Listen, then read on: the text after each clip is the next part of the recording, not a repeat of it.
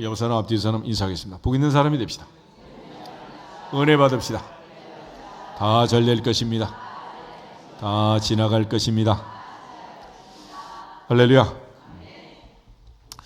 사도행전의 말씀은 특별히 오직 성령이 너희에게 임하시면 너희가 권능을 받고 예루살렘과 온 유대와 사마리아와 땅끝까지 이르러 내 증인이 되리라 그랬습니다.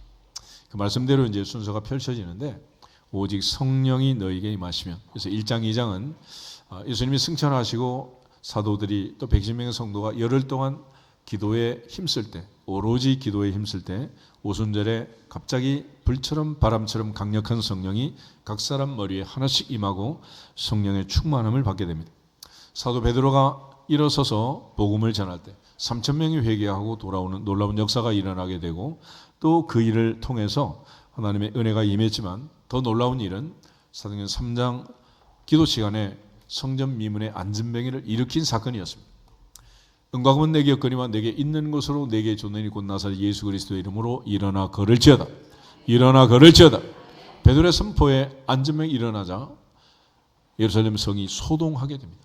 많은 사람들이 솔로몬 행각으로 모여들 때 베드로가 그들에게 증언을 해요. 3장을 보시면 15절, 16절 우리 두 자를 보겠습니다. 생명의 주를 죽였도다.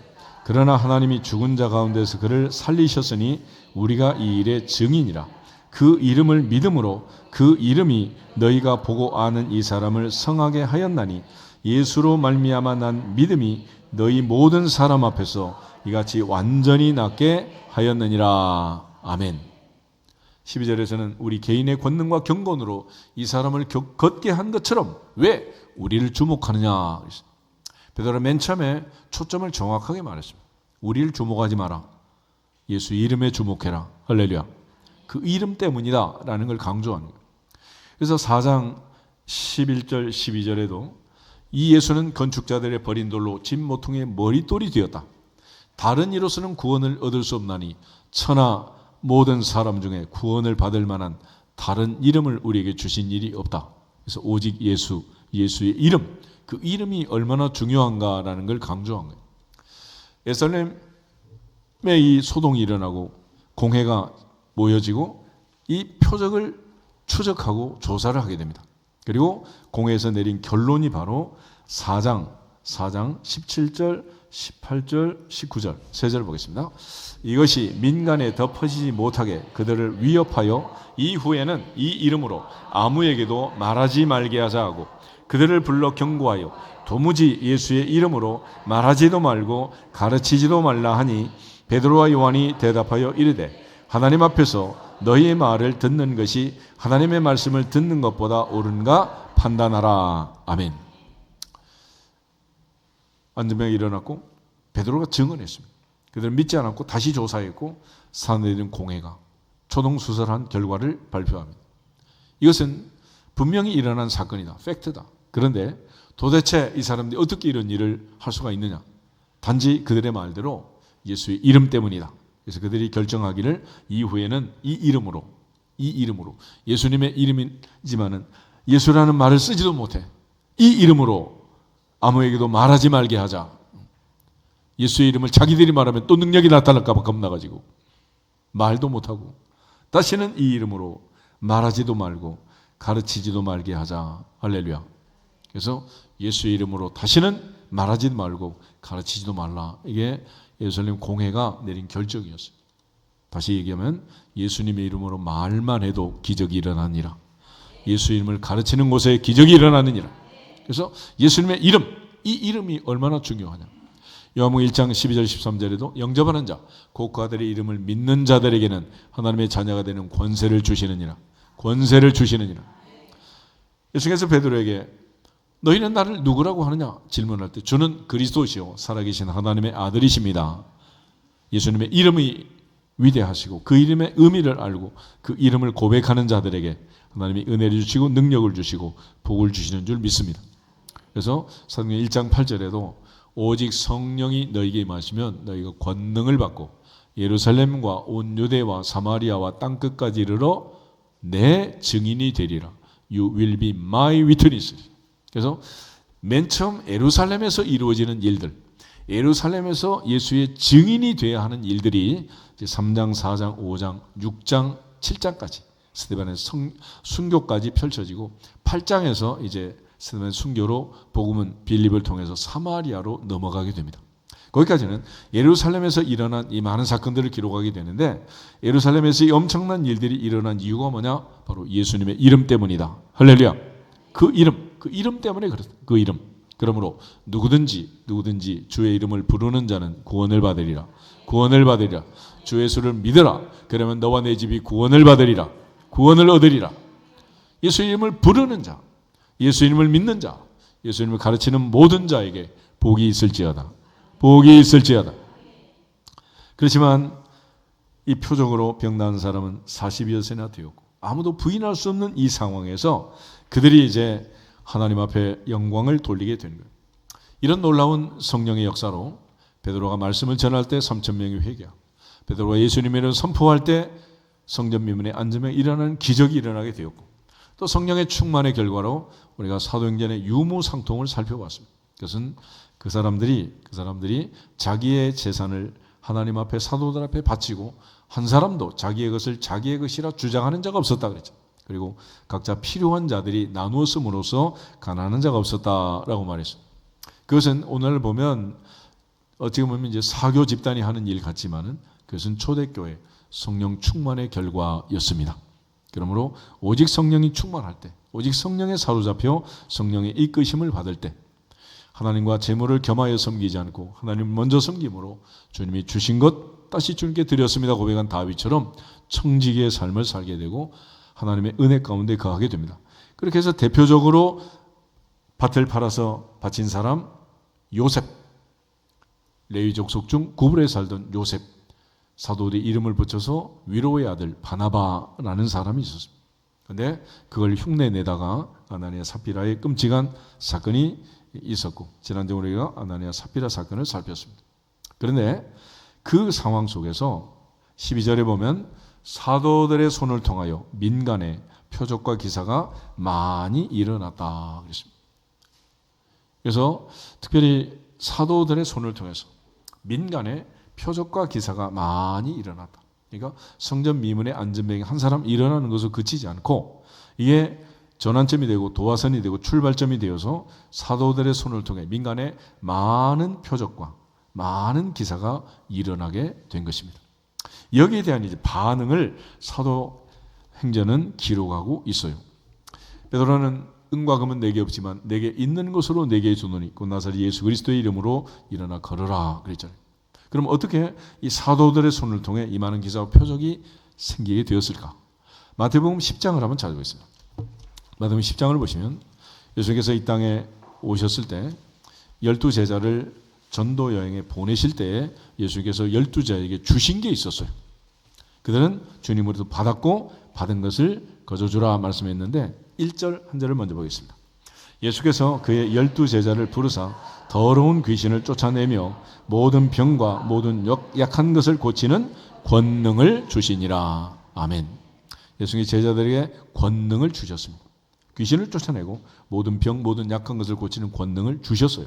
그래서 주신 주님께서 그들에게 말씀하시기를 7절, 8절 보겠습니다. 7절 가면서 전파하여 말하되 천국이 가까이 왔다 하고 병든 자를 고치며 죽은 자를 살리며 나병 환자를 깨끗하게 하며 귀신을 쫓아내되 너희가 거저 받았으니 거저 주라. 아멘. 주님께서 분명히 말씀하시기를 나는 주었다 너희는 받았다 그랬어요. 베드로 역시 은과 금은 내게 없다. 그러나 내게 있는 것으로 내게 주겠다. 그래서 예수 그리스도의 이름, 그 이름의 권세, 그 능력을 선포하게 된 것입니다. 마가복음 16장을 한번 더 보시면 예수께서 이제 부활 승천하시기 전에 제자들의 마지막에 다시 한번 강조하신 것, 그것은 내가 너희에게 준 권능, 그 능력을 행사해라 라고 말씀했고 사도행전은 바로 그 표적을, 기적을 행하는 사도들의 능력을 기도하고 있습니다. 15절부터 18절을 보겠습니다. 15절 또 이르시되 너희는 온 천하에 다니며 만민에게 복음을 전파하라. 믿고 세례를 받는 사람은 구원을 얻을 것이요 믿지 않는 사람은 정죄를 받으리라. 믿는 사람들에게는 이런 표적이 따르니니 곧 그들이 내 이름으로 귀신을 쫓아내며 새 방언을 말하며 뱀을 집어올리며 무슨 독을 마실지라도 해를 받지 아니하며 병든 사람에게 손을 얹은즉 나으리라 하시더라. 아멘. 19절, 주 예수께서 이 말씀을 마치신 후에 어디로 가셨다? 하늘로 가셨다. 마지막 가시기 전에 나를 믿는 자는 표적이 따를 것이다. 곧 그들이 내 이름으로 귀신을 쫓아내고 새 방언을 말하고 뱀을 집어올리고 무슨 독을 마실지라도 해를 받지 않고 병든 사람에게 손을 얹은즉 나으리라. 할렐루야. 주님이 그런 권능을 주고 가신 거예요. 그래서 베드로는 주님이 주신 그 권능을 통해서 안전병을 일으켰고 많은 기사와 표적이 일어나게 되었습니다. 그런데 그 기사와 표적이 나타나게 되었을 때 믿는 사람은 솔로몬의 행각에 모여서 하나가 되었고 13절 그 나머지는 감히 그들과 상종하는 사람이 없었다. 아나니아 사피라 사건 때문에 11절에 보면 온 교회와 이 일을 듣는 사람들이 다 크게 두려워했다. 그러니까 혹시 교회 다니면서 복 받는 건 감사하지만 두렵잖아. 두려웠어. 죽을까 봐. 겁이 나지 않겠어. 그래서 상종하지 않았다. 이런 말이 나와 있습니다. 그래서 그 나머지는 감히 그들과 상종하는 사람이 없으나 백성이 칭송하더라. 그렇지만 믿고 주께로 나오는 자가 더 많으니 남녀의 큰 무리다. 그래서 믿고 주님께 나오는 자, 이들은 모두 다 주 예수를 믿고 예수 그리스도의 이름을 믿고 그 능력을 믿고 그 이름의 권세를 믿고 주님 앞에 나오는 자들입니다. 사람이 마음으로 믿어 의에 이르고 입으로 시인하여 구원에 이르느니라. 할렐루야. 그래서 이러한 베드로의 치유 사역, 그 놀라운 능력을 체험하고 많은 기사와 표적이 나타났기 때문에 당시 예루살렘에 소동이 일어나고 많은 사람들이 이제 베드로를 찾아오게 되는데 그 중에 15절, 16절 우리 두 절을 계속 보겠습니다.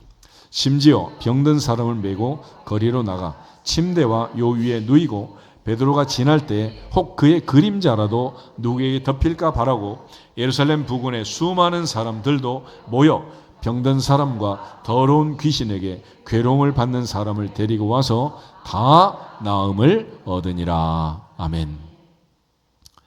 베드로의 그림자라도 덮이기를 바라고, 베드로의 기도는커녕 그림자라도 덮이기를 바라고 나오는 모든 사람은 다 나음을 입었다라고 말해요. 그래서 중요한 것은 내 의지적으로 결단하고 갈망하고 사모하는 마음, 그 마음이 중요하다. 그래서 사슴이 시냇물을 찾기에 갈급함 같이 파수꾼이 아침을 기다림 같이 마른 땅이 단비를 기다림 같이 계집종이 주모의 손을 기다림 같이 하나님의 은혜를 기다릴지어다. 기다리는 자들에게 오순절에 성령이 임했고 그들에게 놀라운 역사가 나타나게 된 것입니다. 그런데 이처럼 하나님의 능력이 나타났을 때 나타난 또 다른 반응은 예루살렘 공회의 결정, 사도들을 능욕하고 핍박하는 이런 일들이 벌어지게 된 것입니다. 그래서 공회가 다시 모여가지고 그들에게 책망을 하고 그들을 명하여 금지령을 내릴 때 아까 읽었던 4장 17절 18절 다시 한번 읽겠습니다. 17절 이것이 민간에 더 퍼지지 못하게 그들을 위협하여 이후에는 이 이름으로 아무에게도 말하지 말게 하자고 그들을 불러 경고하여 도무지 예수의 이름으로 말하지도 말고 가르치지도 말라 하니. 아멘. 오늘날 교회에 기적이 능력이 나타나지 않는 이유가 이 말씀 속에 있는 거예요. 우리는 예수님의 이름을 말하고 예수님의 이름으로 가르쳐야 되는데 예수 이름은 사라지고 엉뚱한 얘기만 1시간, 2시간, 3시간 밥할 때도 지났는데 빵카페 빵만 까먹느라고 그냥 예수 이름은 다 까먹고 이러고 사는 거야 이게. 그러니 무슨 기적이 있고 은혜가 있고 능력이 있겠냐고. 예수 이름을 말하는 자마다 가르치는 자마다 기적의 주인공이 될 줄 믿습니다. 이게 사도행전의 내용이에요.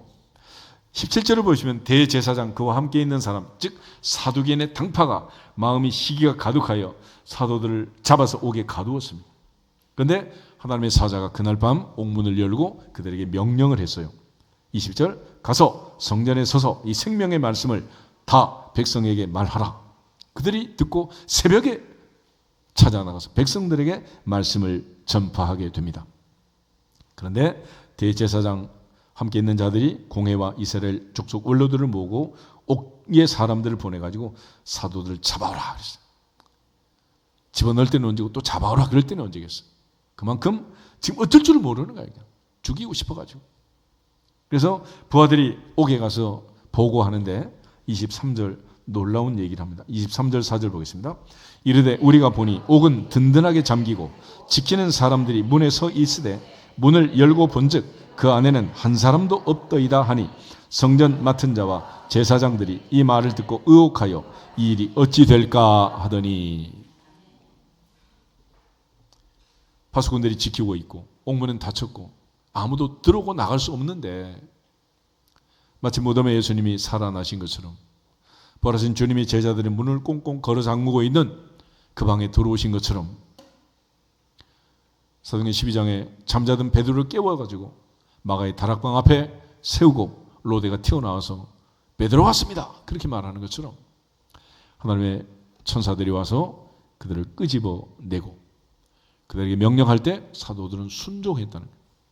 그 순종의 가장 강력한 증거가 21절. 그들이 듣고 언제부터 가르쳤다? 새벽부터. 일어나자마자부터. 밥 먹고 새가서 화장하는 게 먼저가 아니고 말씀을 전하고 가르치는 게 먼저. 가르치는. 하나님 앞에서 새벽부터 성전에 들어가서 가르쳤다. 뭘 가르쳤겠어요? 예수의 이름. 그 이름 예수. 할렐루야. 그 이름을 가르친 거예요. 그리고 이 놀라운 기적 같은 상황을 보면서 이 일이 어찌 될까 그랬다. 그리고 지금 옥중에 갇혔던 사도들이 성전에서 백성을 가르칩니다 라는 보고를 할 때 다시 성전 맡은 자 부하들이 같이 가서 강제로 잡아왔지만 백성들을 두려워했다. 혹시 돌에 맞아 죽을까? 백성들이 너무 은혜를 받고 있는데 강사를 지금 잡아갔으니 지금 이제 잘못하면 얻어맞지 않겠어? 그럴 때 대제사장들이 다시 하는 말이 27절, 8절, 9절 세 절 보겠습니다. 그들을 끌어다가 공회 앞에 세우니 대제사장이 물어 이르되 우리가 이 이름으로 사람을 가르치지 말라고 언금하였으되 너희가 너희 가르침을 예루살렘에 가득하게 하니 이 사람의 피를 우리에게 돌리고자 함이로다. 베드로와 사도들이 대답하여 이르되 사람보다 하나님께 순종하는 것이 마땅하니라. 아멘. 지금 예루살렘 공회 대표하는 대제사장이 다시 물었습니다. 우리가 이 이름으로 다시는 말하지 말고 가르치도 말라 결의하고 경고했는데 또 다시 너희가 우리 말을 안 듣고 또 일을 하고 있으니 이 사람의 피를 우리에게 돌리고자 합니다. 그때 베드로가 다시 사람보다 하나님께 순종하는 것이 마땅하다. 4장에서 너희 말 듣는 것과 하나님 말씀 듣는 것 어느 게 우리가 판단하라. 우리는 보고 들은 것을 말하지 아니할 수 없다. 그러던 그 베드로. 복음서에서는 계집종 앞에도 두려워 떨던 베드로가 이제는 대제사장 앞에도 당돌하게 담대하게. 할렐루야. 베드로에게 나타난 이 놀라운 현상은 뭐냐면 두려움이 사라진 거예요. 두려움이. 할렐루야. 그래서 믿음의 반대는 두려움이고 두려움의 반대는 믿음입니다. 주 예수 그리스도의 이름을 믿는 자는 두려워하지 말지어다. 두려워하지 말지어다. 그래서 이사야 41장 10절 말씀처럼 두려워하지 말라 내가 너와 함께함이니라. 놀라지 말라 나는 내 하나님이 됨이니라. 내가 너를 굳세게 하리라. 참으로 너를 도와주리라. 참으로 나의 의로운 오른손으로 너를 붙들리라. 할렐루야. 주님께서 강하고 담대한 믿음을 주셨고 베드로는 그 믿음으로 대제사장 앞에도 두려워하지 않고 선포하게 됩니다. 복음서 베드로는 늘 잠자리가 예수님 기도하시면 산에 가서 제일 안락한 자리 펴고 잠을 자잖아요. 그런데 사도행전의 베드로는 잠자리가 눈 떠보면 감옥이야. 또 잡혀와서 잠들고 눈 떠보면 감옥이고 이 3살 버릇 잠자는 버릇은 못 고치는 것 같아. 그런데 장소가 바뀐 거야. 장소가. 기도한 자리에서 잠자다가 이제는 감옥 안에서 잠을 자요. 그래서 사도행전 12장에도 보면 잠자는 베드로를 천사가 깨워가지고 데리고 나가요. 정신 차리고 보니 지금 감옥 밖에 나와 있고 정신 차리고 가서 보니 마가의 다락방에 성도들이 자기를 위해서 기도하고 있잖아요. 기도하고 있어요. 우리 모두가 다 항상 하나님의 은혜 안에서 강하고 담대할지어다. 강하고 담대할지어다. 두려워하지 말고 놀라지 말지어다. 담대하라는. 이 베드로가 얼마나 담대한 사람이 됐습니까? 얼마나 담대하게 됐어요. 그러니까 이렇게 담대하지 못하면 새벽부터 가서 가르칠 수가 있겠습니까? 체포돼서 감옥에 들어가는 게 두려우면 그렇게 할 수가 있겠어요. 대제사장이 다시 그에게 질문을 던지고 신문하기 시작합니다. 우리가 이 이름으로 사람을 가르치지 말라고 언급했는데 다시 또 가르치냐? 이러면서 그들에게 다그치게 된 거예요. 그런데 베드로가 사람보다 하나님께 순종하는 것이 마땅하다라고 당돌하게 얘기를 합니다. 그런데 여기서 더 중요한 게 있어요. 그게 뭐냐면 베드로의 선포였습니다. 베드로의 선포. 베드로는 예수가 누구인가를 대제사장 앞에서 선포하고 이스라엘 백성들에게 가르치고 만나는 모든 사람에게 예수를 선포한 거예요. 30절에서 32절 보겠습니다. 너희가 나무에 달아 죽인 예수를 우리 조상의 하나님이 살리시고 이스라엘에게 회개함과 죄 사함을 주시려고 그를 오른손으로 높이사 임금과 구주로 삼으셨느니라. 우리는 이 일의 증인이요 하나님이 자기에게 순종하는 사람들에게 주신 성령도 그러하니라. 아멘. 너희는 예수를 십자가에 달려 못 박아 죽였지만 하나님은 살리셨고 하나님 보좌 우편으로 올리셨고 만왕의 왕 만주의 주로 삼으셨고 그는 임금과 구주가 되셨다. 우리는 이 일의 증인이고 성령도 마찬가지다 그랬습니다. 요한복음 15장을 한번 보겠습니다. 요한복음 15장에 보면 예수께서 마지막 다락방에서 제자들과 마지막 만찬을 드시면서 제자들이 증인이 되라고 얘기해요. 그런데 제자들이 얼마나 겁이 나고 걱정이 되고 근심이 많았는지 너희는 마음에 근심하지 말라 하나님이 또 나를 믿어라. 그래서 주님께서 보혜사 얘기를 해요. 보혜사. 걱정하지 마라. 보혜사 성령께서 하실 것이다. 그러면서 26절 7절 마지막 두 절을 보겠습니다. 내가 아버지께로부터 너희에게 보낼 보혜사 곧 아버지께로부터 나오시는 진리의 성령이 오실 때에 그가 나를 증언하실 것이요 너희도 처음부터 나와 함께 있었으므로 증언하느니라. 아멘. 그러니까 사람만 말하고 증언하는 증언은 의미가 없다. 우리가 증언할 때 성령이 함께 하시고 성령이 역사하시면 말하는 자에게 듣는 자에게 엠마오의 제자들처럼 마음이 뜨거워지는 역사가 임할 줄 믿습니다. 이처럼 하나님의 성령이 역사하시는 성령이 증언하신 증거를 지금 대제사장 앞에서 선포하고 있는 선포. 그러니까 베드로는 지금 예수님이 누구신가를 선포. 예수님이 누구냐? 예수님이 누구냐? 너희는 십자가에 못 박아 죽였지만 하나님은 그를 하나님 보좌 우편에 올리시고 임금과 구주가 되게 하셨다. 사도행 2장을 한번 넣어보시면 사도행 2장에 베드로가 오순절에 설교한 설교의 결론이 있어요. 36절 한 절만 보겠습니다. 사도행전 2장 36절 그런즉 이스라엘 온 집은 확실히 알지니 너희가 십자가에 못 박은 이 예수를 하나님이 주와 그리스도가 되게 하셨느니라 하니라. 아멘. 그 예수님의 이름이 세 가지는 주, 예수, 그리스도. 예수, 주, 그리스도. 하나님 예수를 주와 그리스도가 되게 했다. 그래서 우리가 이를 복합명사로 해서 주, 예수, 그리스도라고 이제 한 단어로 쓰듯이 예수의 이름을 얘기하는. 그러니까 주, 예수, 그리스도. 하나님은 십자가에 못 박은 이 예수를 하나님이 주와 그리스도가 되게 하셨다. 주와 그리스도가 되게 했다. 4장에서도 5장에서도 임금과 주가 되게 하셨다. 베드로는 계속해서 예수님의 이름을 선포하는 거예요. 예수는 우리의 구주시고 하나님이 그를 임금과 구주로 삼았고 주와 그리스도가 되게 하셨고 예수께서 이 땅에 계실 때 베드로에게 너희는 나를 누구라고 하느냐 그럴 때 주는 그리스도시요 살아계신 하나님의 아들이십니다 그랬잖아요. 예수님의 이름을 믿는 것이 얼마나 중요하냐. 사도 요한에게 있어서는 요한복음 1장 12절 13절 그 이름을 믿는 자들에게는 뭐 주신다? 하나님의 자녀가 되는 권세를 주신. 그리고 이 이름을 믿는 자들에게 기도 응답을 약속합니다. 우리 요한일서 5장을 한번 찾아보겠습니다. 요한일서 5장을 보시면 13절, 14절, 15절 요한일서 5장 13절, 14절, 15절 세 절을 같이 보겠습니다. 내가 하나님의 아들을 이름을 믿는 너희에게 이것을 쓰는 것은 너희로 하여금 너희에게 영생이 있음을 알게 하려 함이라. 그를 향하여 우리가 가진 바 담대함이 이것이니 그의 뜻대로 무엇을 구하면 들으심이라. 우리가 무엇이든지 구하는 바를 들으시는 줄을 안즉 우리가 그에게 구한 그것을 얻은 줄을 또한 아느니라. 아멘. 사도 요한은 요한복음 13장, 14장, 15장, 16장, 17장 마지막 다락방 사건을 기록하면서 그날 가장 중요하게 강조했던 게 첫째는 보혜사 성령이고 또 하나는 기도였습니다. 그들이 예수님으로부터 들었던 기도는 이런 거예요.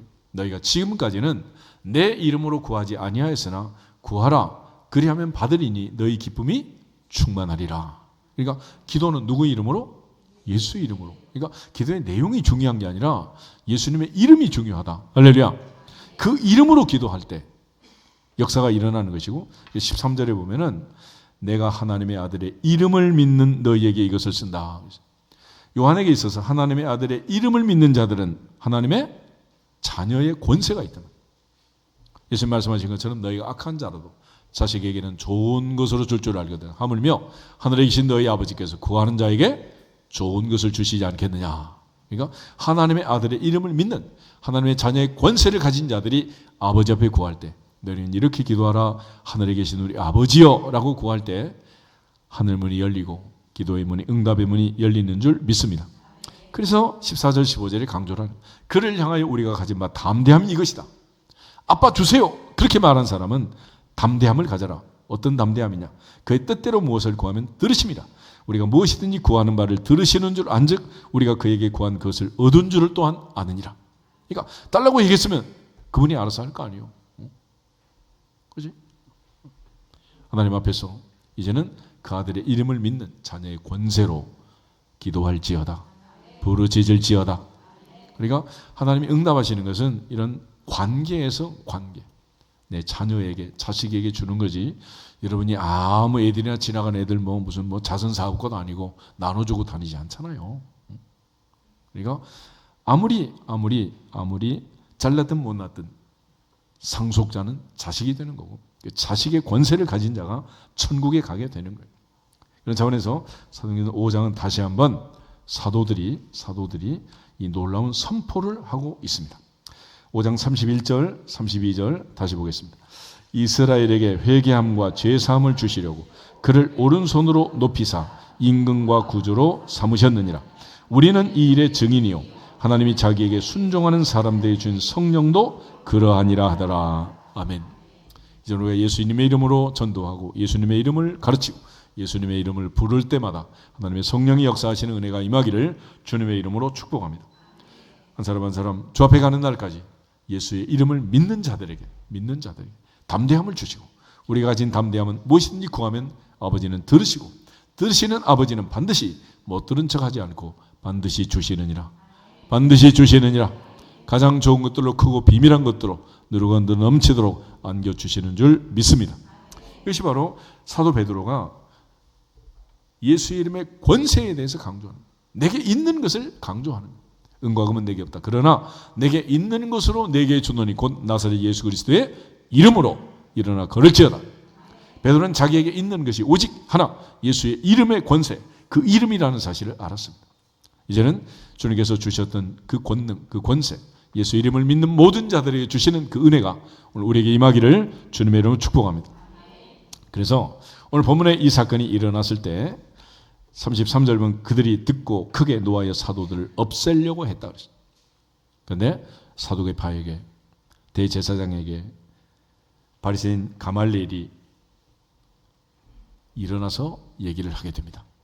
이 가말리엘이라는 사람은 사도 바울의 스승이기도 해요. 바울은 가말리엘 문화에서 공부를 했다 그러잖아요. 그런데 모든 백성에게 존경을 받던 교법사, 바리새인, 율법 교사, 이 바리새인인 이 가말리엘이 일어나서 얘기를 합니다. 사도들은 잠깐 나가게 하고 35절 보겠습니다. 말하되 이스라엘 사람들아 너희가 이 사람들에 대하여 어떻게 하랬는지 조심해라. 아멘. Be careful. 조심해라. 왜 그런가? 우리가 어떤 일을 할 때 우리는 전부 빨리빨리라는 너무 익숙해져 있다. 빨리빨리. 그래서 지금 초고속 인터넷망을 깔고 그 성질 급한 스마트폰을 만들어 가지고 터치하면서 그냥 터치시대에 대한민국이 선진국이 된 이유가 되기도 하지만은 그러나 빨리빨리 하다 보니까 삼성 스마트폰 발열이 돼가지고 배터리가 잘못돼가지고 전량을 회수하고 이런 일도 있었잖아요. 그러니까 이 빨리빨리라는 게 우리가 인생살이에서는 그렇게 별로 도움이 안 된다는 거예요. 그래서 가말리엘의 얘기를 들어보면 조심해라, 조심해라, 천천히 해라, 천천히 해라. 야고보서 1장 한번 보실까요? 야고보서 1장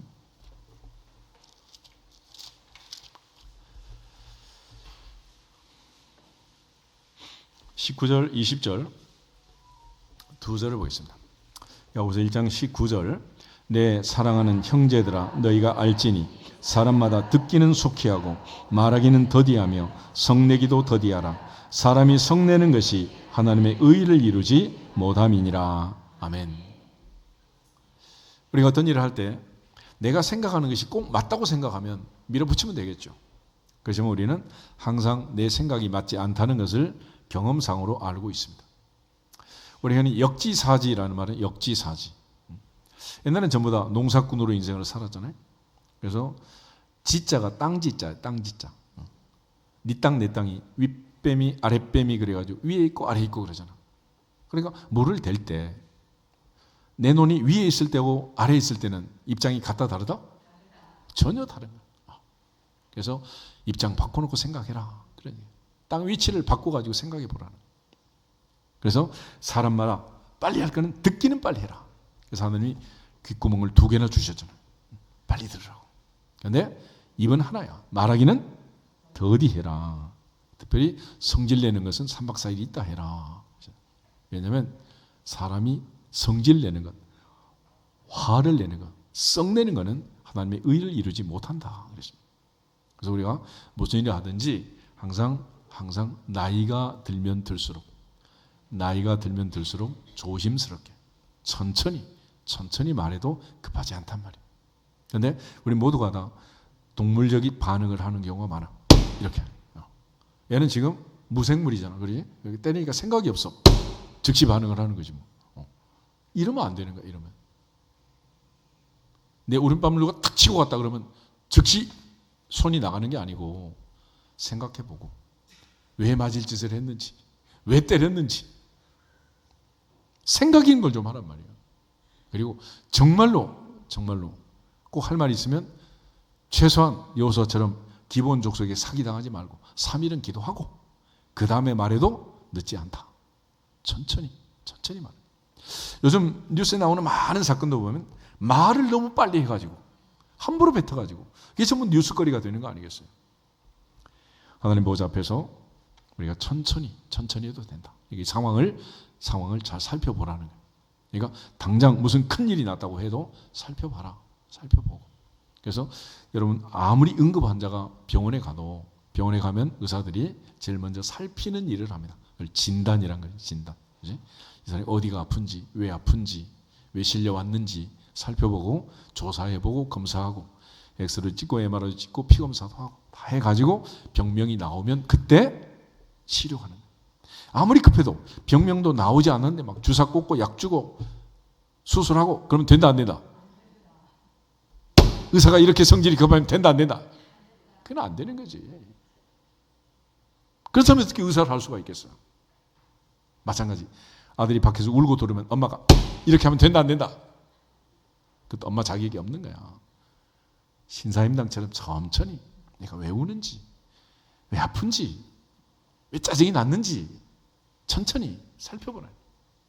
그래서 가말리엘이 하는 첫 번째 조언은 주의해라, 조심해라, 천천히 해라. 그런 얘기.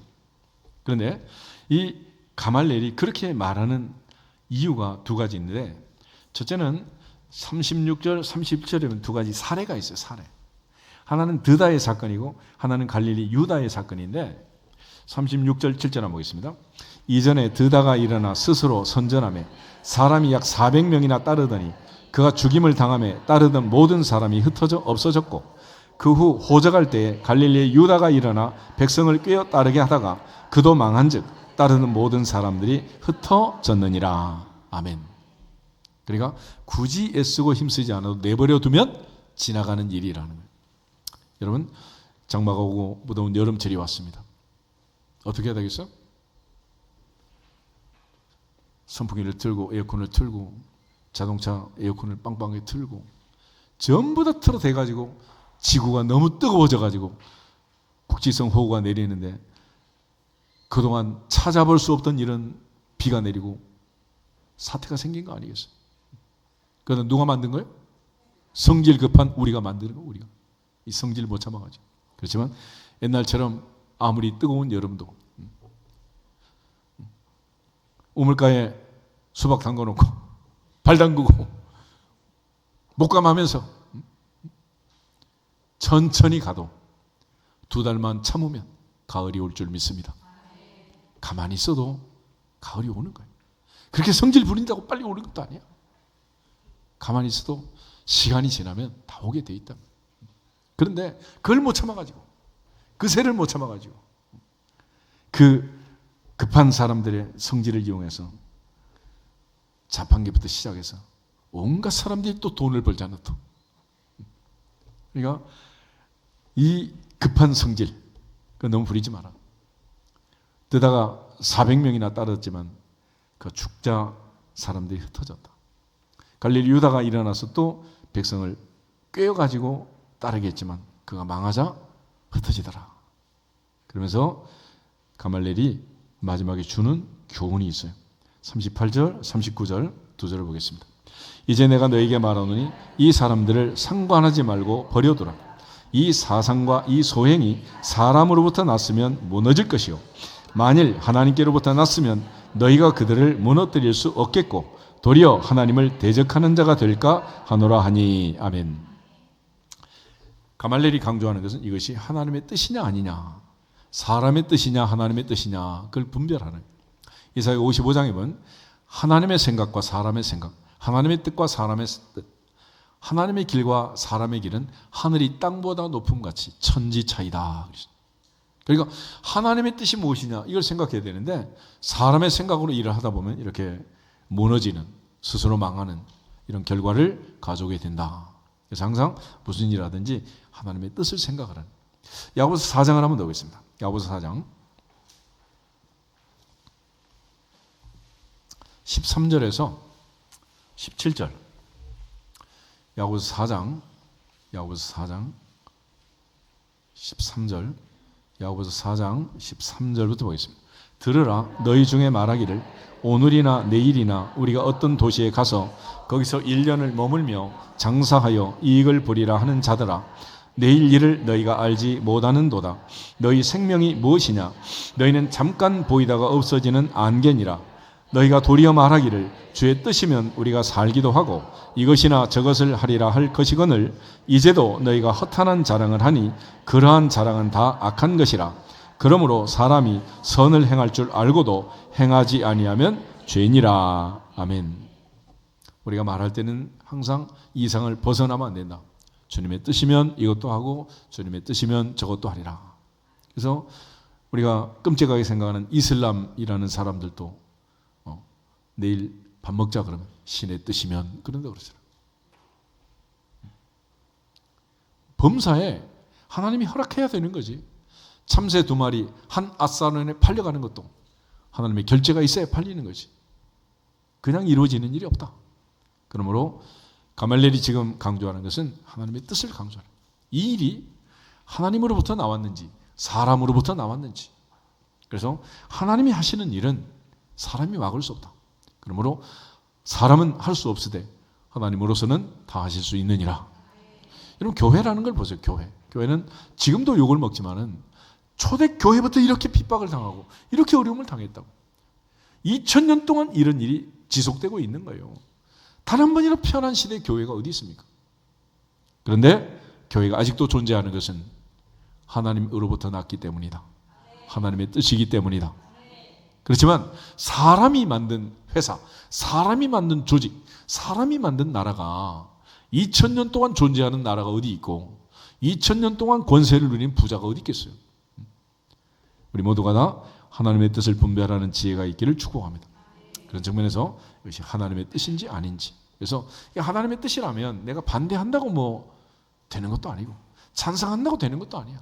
그러니까 괜히 지금 미국도 그렇고 한국도 그렇고 정치판이 49대 51로 나눠져 가지고 극한의 대립을 부리고 있는데 그것도 하나님께 맡길지어다.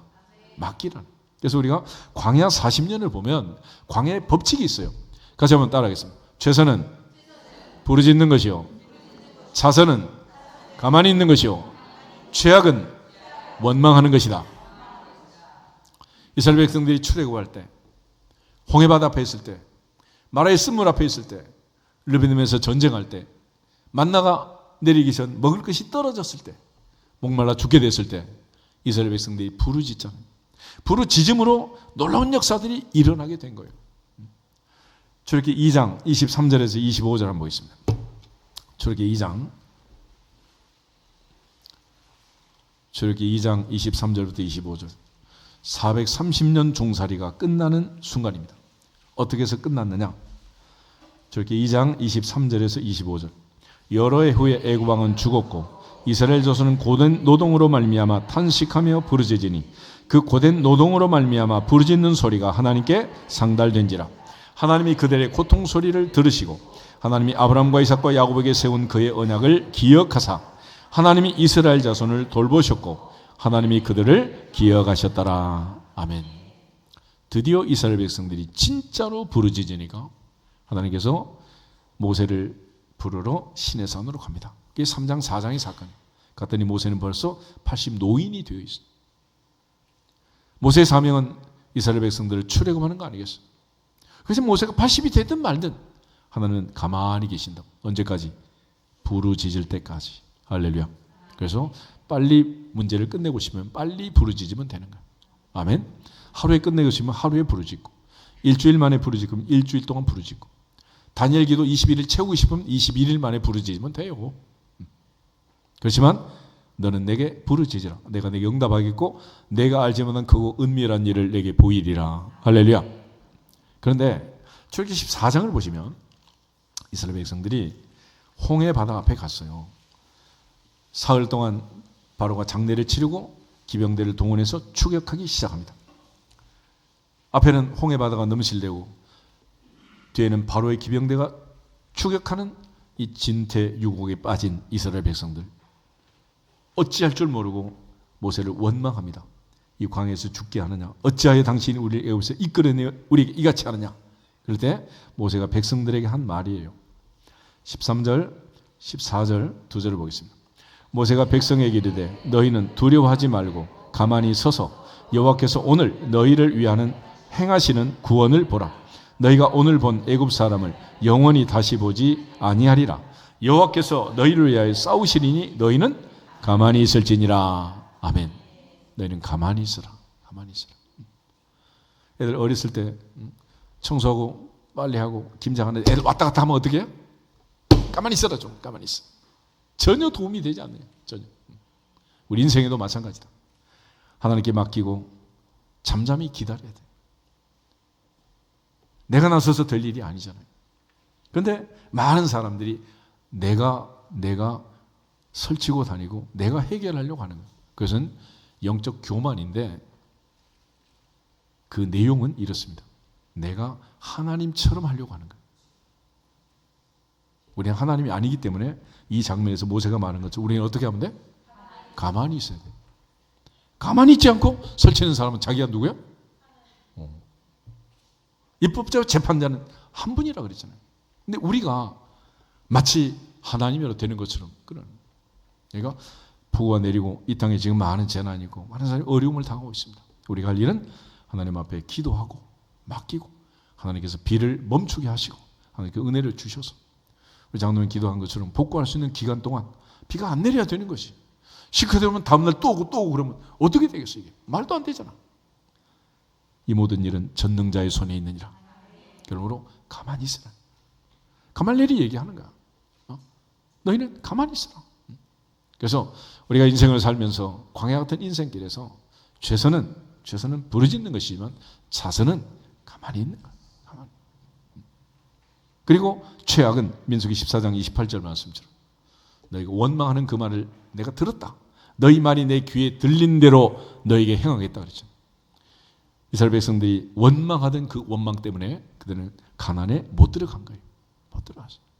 그러므로 오늘부터 무슨 일이 생겼을 때 이 세 가지 원칙을 잘 기억하면서 지혜로운 자들이 되기를 주 이름으로 축복합니다. 다시 한번 따라해요. 최선은 부르짖는 것이요 자선은 가만히 있는 것이요 죄악은 원망하는 것이다. 오늘 율법교사 가말리엘이 이스라엘 백성들에게 이렇게 조언을 하는 거예요. 그럴 때 그들이 가말리엘의 말을 듣고 옳게 여겼다 그랬습니다. 다행히 그 의견을 받아들인 거예요. 그래서 사도들을 불러들이고 채찍질만 하고 예수의 이름으로 말하는 것을 금하고 놓아주었다 그랬습니다. 그런데 이제 중요한 것은 마지막 결론 41절, 42절 두 절 보겠습니다. 사도들은 그 이름을 위하여 능욕받는 일에 합당한 자로 여기심을 기뻐하면서 공회 앞을 떠나니라. 그들이 날마다 성전에 있든지 집에 있든지 예수는 그리스도라고 가르치기와 전도하기를 그치지 아니하니라. 아멘. 예수님 팔복의 말씀처럼 나를 인하여 핍박을 받는 자는 복이 있다. 하늘의 상이 크다 그랬죠. 사도들은 이처럼 능욕을 받고 핍박을 받는, 박해를 받는 이 일을 감사하면서 합당하게 여기면서 욥의 고백처럼 우리가 하나님께 복을 받았으니 화도 받지 않겠느냐라는 말처럼 예수 믿고 섬기는 일은 바로 하나님 앞에 복을 받는 일이지만 동시에 너무 진실하게 잘 믿으면 이처럼 화를 당할 수도 있는 거예요. 그러니까 내가 꼭 내 잘못으로 인해서 살인이나 도둑질로 인하여 핍박당하고 고난받는 일은 없도록 해라. 그러나 예수의 이름으로 예수님 때문에 고난받는 자는 복이 있도다. 복이 있도다. 그런 의미에서 다시 한번 복 있는 사람이 됩시다. 복 있는 사람이 됩시다.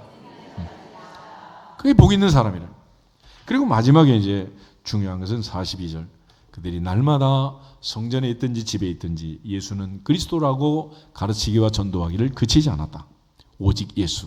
이것이 모든 표적의 결론이고 모든 성신앙의 결론인 거예요. 특별히 오늘 본문 12절 다시 보시면 사도들의 손을 통하여 민간에 뭐가 일어났다? 표적과 기사가 일어났다. 표적. 이 표적이란 말을 제일 많이 쓰는 복음서가 요한복음이잖아요. 요한복음은 7가지 표적을 기록했습니다. 그러면 그 7가지 표적, 다른 표적도 많은데 왜 그것만 기록했을까? 요한복음 20장 30절, 31절 두 절을 보겠습니다. 요한복음 20장 30절, 31절에 보면 사도 요한이 갈릴리 가나에서 물이 포도주로 바뀐 사건, 가버나움에 있는 왕의 신하의 아들을 예수님께서 갈릴리 가나에서 고치신 사건, 베데스다 연못에 38년 된 병자를 고친 사건, 오병이어의 기적으로 12광줄이 거두고 5천 명이 먹었던 사건, 무리를 걸어오신 주님의 사건, 또 날 때부터 소경된 자를 고치고 죽은 나사로를 살리신 7가지 표적을 기록했는데 왜 이것만 기록했느냐? 이 표적을 기록한 목적, 표적의 목적이 뭐냐? 30절 보겠습니다. 예수께서 제자들 앞에서 이 책에 기록되지 아니한 다른 표적도 많이 행하셨으나 오직 이것을 기록함은 너희로 예수께서 하나님의 아들 그리스도이심을 믿게 하려 함이요 또 너희로 믿고 그 이름을 힘입어 생명을 얻게 하려 함이니라. 아멘. 그 이름을 믿기로, 그 이름 때문에 예수께서 하나님의 그리스도이심을 믿는 그 믿음으로 궁극적으로 믿고 그 이름을 힘입어 생명을 얻도록 하기 위해서 이걸 기록했다. 그러니까 사도행전에 사도들을 통해서 많은 표적과 기사가 일어난 이유도 역시 마찬가지. 그들로 하여금 예수 그리스도를 믿고 구원받고 생명을 얻도록, 할렐루야, 그런 특별한 목적이 있는 거예요.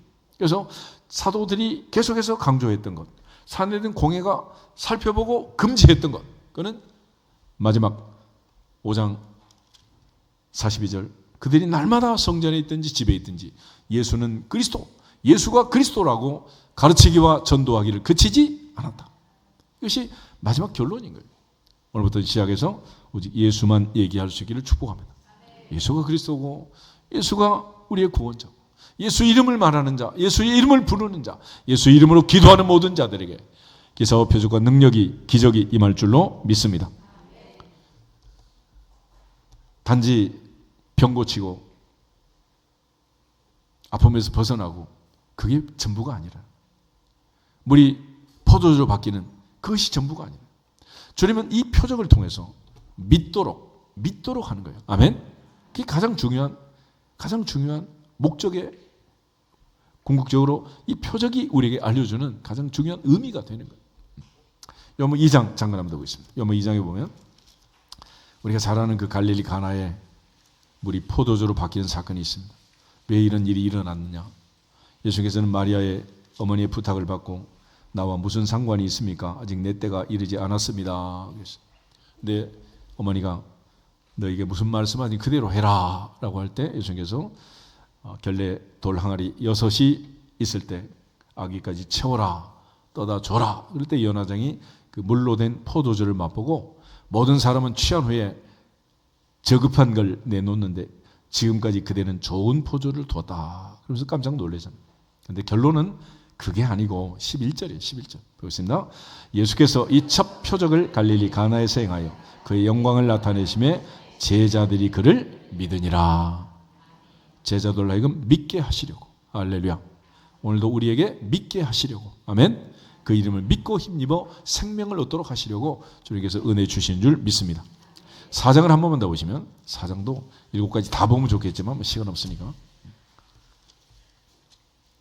가버나움에 있는 왕의 신하의 아들을 예수님이 고쳤습니다. 그의 아버지가 예수님이 가나에 있다는 소식을 하고 갈릴리 가나까지 찾아왔어요. 그런데 예수님께서 가라 내 아들이 살아있다 할 때 이 말씀 믿고 내려가게 됩니다. 50절부터 54절을 보겠습니다. 예수께서 이르시되 가라 내 아들이 살아있다 하시니 그 사람이 예수께서 하신 말씀을 믿고 가더니 내려가는 길에서 그 종들이 오다가 만나서 아이가 살아있다 하거늘 그 낫기 시작한 때를 물은즉 어제 7시에 열기가 떨어졌나이다 하는지라. 그의 아버지가 예수께서 내 아들이 살아있다 말씀하신 그때인 줄 알고 자기와 그 온 집안이 다 믿으니라. 이것은 예수께서 유대에서 갈릴리로 오신 후에 행하신 두 번째 표적이니라. 아멘. 예수가 이 표적을 행한 이유도 왕의 신하의 아들을 살리심으로써. 아들 살려준 게 목적이 아니고 그 집안 모든 식구가 온 집안이 다 믿고 예수 그리스도의 이름을 믿고 그 이름을 힘입어 생명을 얻게 하는 것이니라. 할렐루야. 이게 목적이라. 그러니까 우리가 하나님 앞에 치유기도 하고 병 고쳤다. 그러고 끝나버리면 안 되네요. 예수 믿고 구원받을지어다. 예수 믿는 것이 너무 중요한 거예요. 한경희 목사님 살아계실 때 많은 목사님들이 남한산성 가서 면담하시면서 그랬다 그러잖아요. 목사님 마지막으로 우리에게 주신 말씀 없습니까? 그러니까 목사님들 예수 잘 믿으세요 그랬다 그러잖아요. 여러분 예수 잘 믿으시기를 축복합니다. 그 외에 우리가 할 일이 뭐가 있겠어요? 그보다 더 중요한 일이 뭐가 있겠냐? 하나님의 보좌 앞에서 그 이름 예수 천하 인간에게 구원을 얻을 만한 다른 이름을 주신 이름이 없는 오직 예수. 그 이름으로 구원받고 그 이름으로 생명을 얻고 그 이름으로 전도하고 그 이름으로 복음을 전하고 그 이름으로 세상을 살리는 믿음의 용사들이 되기를 주 이름으로 축복합니다. 여섯 앞에는 우리 인사하고 기도하겠습니다. 예수 잘 믿읍시다. 할렐루야.